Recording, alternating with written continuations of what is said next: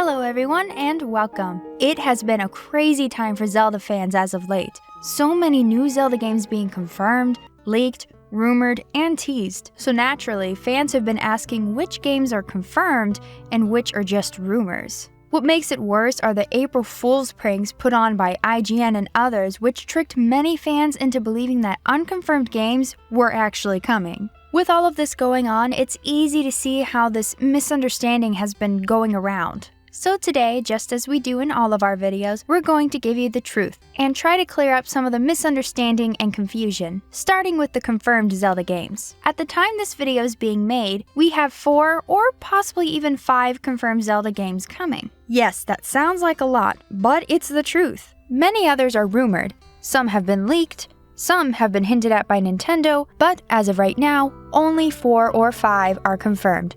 We'll get to the rest later on. We have a video similar to this that was made over 2 years ago where we predicted all of the different Zelda games for 2018 and 2019. And almost all of our predictions, which were based on facts, interviews from Aonuma, Miyamoto, and others at Nintendo, actually came true and were confirmed. We're going to be doing the same thing with this video, while also going in depth on each of the games and rumors. Again, everything we're going to mention is based off of facts, interviews, and reliable sources, not baseless speculation like a lot of clickbait websites and videos tend to do. First, we have Link's Awakening for the Switch. The Legend of Zelda Link's Awakening is a remake of the 1993 game developed for the Game Boy. Link's Awakening had previously been remastered for the Game Boy Color in 1998 in the form of Link's Awakening DX, and a slightly enhanced version for the 3DS in 2011. The DX version added color to the game with many small additions and even a new dungeon, the Color Dungeon. We currently know that Link's Awakening HD, as we're going to call it just to keep it separate from the other versions, is going to receive many of its own changes, not just the obvious art style. The original versions only allowed you to use 2 items at once. You would often find yourself pausing the game to switch items, likely dozens of times or more in the same dungeon, from sword and shield to sword and boomerang or boomerang and bomb, and this was all because the Game Boy only had 2 buttons and for some reason the shield wasn't automatically held, which would have allowed for you to technically use 3 items at once. In Link's Awakening HD, they're probably going to change this to take advantage of the system having more than 2 buttons.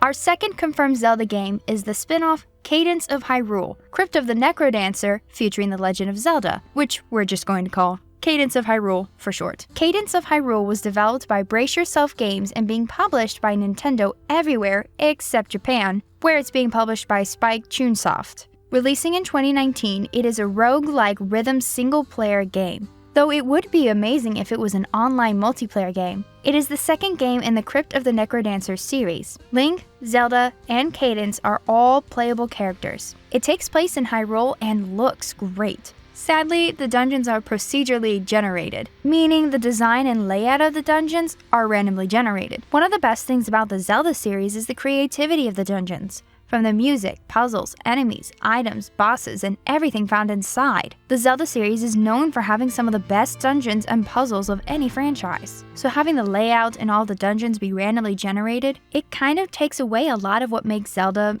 Zelda. A small example being that you could play through a procedurally generated dungeon that is boring or horrible while your friend goes through one that amazes them. We will have a full review on Cadence of Hyrule from the viewpoints of 4 lifelong Zelda fans, so be sure to come back and check that out. Our third Zelda game is one that we don't know much about at this point, the Zelda mobile game. Literally, other than Nintendo confirming they were working on it and that it would be releasing within the next year, we're hoping it's as good as or better than some of their other mobile games. We doubt Nintendo would put out a bad mobile Zelda game. Comment below and let us know what you would like to see. A dungeon crawler, an all-touch game similar to Phantom Hourglass and Spirit Tracks, which, by the way, Nintendo has filed trademarks for those 2 DS Zelda games for use on smartphones. As long as it isn't something too simple or basic like a Connect 3 puzzle game or an endless runner, we'll be happy. Our fourth confirmed Zelda game is one that we know a lot more about than the mobile game, but is still pretty much a mystery. Nothing related to the plot or story has been revealed, but we do have a lot of information that was revealed by Aonuma, Miyamoto, the president of Nintendo, Furukawa, and others. The next big Zelda game. the follow-up to Breath of the Wild. Our first bit of info comes from Aonuma in an interview when asked about the next big Zelda game. Aonuma stated that he wanted to take what he learned from the multiplayer in Triforce Heroes and apply it to the engine of Breath of the Wild. Aonuma has actually been wanting to make a big 3D open-world multiplayer Zelda game for a long time. In past interviews, he has mentioned his interest in this, seeing as he hasn't done one yet. In fact, Breath of the Wild, or as it was known at the time, Zelda Wii U, was meant to have some form of multiplayer. In the January 23, 2013 Nintendo Direct, when Wind Waker HD was first revealed, Aonuma stated two major things about Zelda Wii U. 1. He wanted to change the traditional formula. And 2. He didn't want you to think of it as a single-player experience. Perhaps this could have been something as simple as a second player playing Wolf Link. Our fifth confirmed Zelda game is a bit tricky. Monolith Soft posted a job listing asking for developers to help work on Zelda. We don't know if perhaps this is just to help Nintendo with the next big Zelda game, as they have been doing on almost all of Nintendo's big games since Skyward Sword, but they are very well known for their work on Breath of the Wild, Splatoon 2, and fully developing the Xenoblade games. Nintendo's president recently had an interview where he mentioned Nintendo would put a big focus on new DLC for older, successful games. Aonuma did state that he was done with Breath of the Wild, but a few updates and small DLC have been released. Most recently, the Labo VR mode. It could be that Monolith Soft is working on new DLC for Breath of the Wild. Many people have wanted a story either taking place before Breath of the Wild begins, the 100 years in the past, and seeing the destruction of Hyrule. Others want to see the story continue past the Breath of the Wild game. With Monolith Soft's work on Breath of the Wild and other Zelda games, they would be the perfect choice to pick a new development team to work on new Breath of the Wild DLC, while Aonuma and his main team continue production on the new Zelda game. Many think Monolith Soft will work on their own Zelda game. Some even think it could be a 2D Zelda game. Now that we've covered the games Nintendo has confirmed, let's move on to the leaks, rumors, and those actually hinted by Nintendo. Our fifth Zelda game was leaked by Best Buy, A Link to the Past for Nintendo Switch.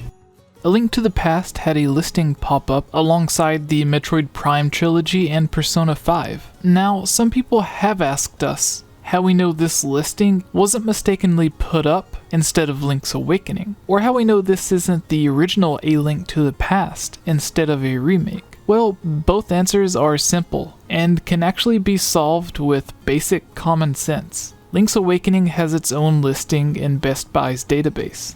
This, A Link to the Past, is its own separate unique listing. Now, how do we know it's not the SNES or the GBA version? Again, common sense. Nintendo wouldn't release a physical copy of an SNES port. To put it simply, the price of a Switch cartridge, the Switch game cases, the artwork covers, and shipping, plus the percentage Nintendo would be splitting with the retailers, would make it so that even a $15 price point, that would be the most Nintendo could charge for an SNES game by itself, would likely still lose money for Nintendo, or barely have any profit margin. Maybe if it was part of a collection and Nintendo could charge a full $40, or even a $60 price, such as with the NES and SNES remix games for the Wii U and 3DS, or even a cartridge version of the NES and SNES classic mini console collection of games. Put all of those on a single Switch cartridge, that would be amazing, and I would purchase it almost instantly. But this is a listing for a single game. Best Buy and other retailer leaks have ended up being proven right many times, but they have also been proven wrong.